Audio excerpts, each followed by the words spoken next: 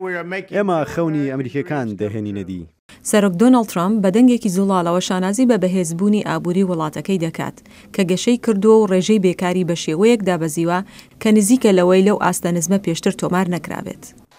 ئێستا کە ئێمە باشترین ئابووریمان هەیە لە مێژووی وڵاتەکەماندا کاتی ڕاستکردنەوە و باشکردنی گرێبەستە بازرگانیە خراپەکانە ئیدی لەلایەن هەر وڵاتێکی سەرڕووی زەویدا کرابێت و لە هەرچ کاتێکدا بوو بێت.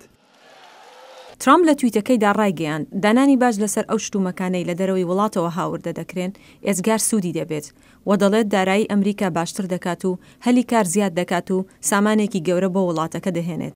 هاوپەیمانانی سەرۆک لە کۆنگرێس ڕای جیاوازیان هەیە. من وای بۆ ناچم گومرگ وەڵامێکی باش بێت. من پشتگیری لە گومرکاری ناکەم. پێم وایە گومرگ باجە. ئێمە پێویستە وریابین لە گرتنەبەری ڕێوشوێنەکانی بەربەز لە بەردەم بازرگانیدا زیاد دەکەن. ئەگەر ئێمە بەبێ پاسا و گومرجی زیاتر بسێنین ئەوە دەرگا بۆ تۆڵاستانەوە دەکەینەوە و گومرجی زیاتر بخرێتە سەر هەناردەکانمان.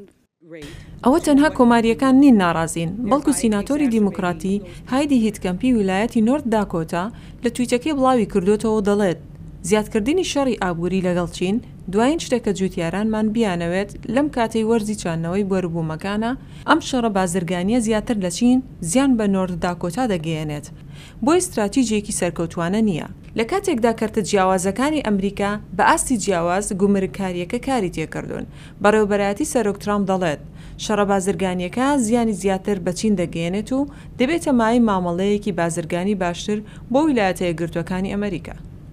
ئێمە پێویستە سەودای بازرگانی باشمان هەبێت. ئێمە وا دەکەین وڵاتەکەمان زۆر لەوە دەوڵەمەندتر بکەین کە هەرگیز بەو شێوەیە نەبوو بێت.